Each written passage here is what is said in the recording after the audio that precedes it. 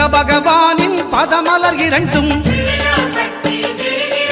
எங்கள் வலம்புரி நாயகன் வலக்கையின் கீழே ஞான தேவியின் கணவன் புதனாம் ஞானம் நமக்கு கைகூடும் எங்கள் கற்பகத்தானின் வலக்கை காண வாக்கு வன்மையும் கை சேரும்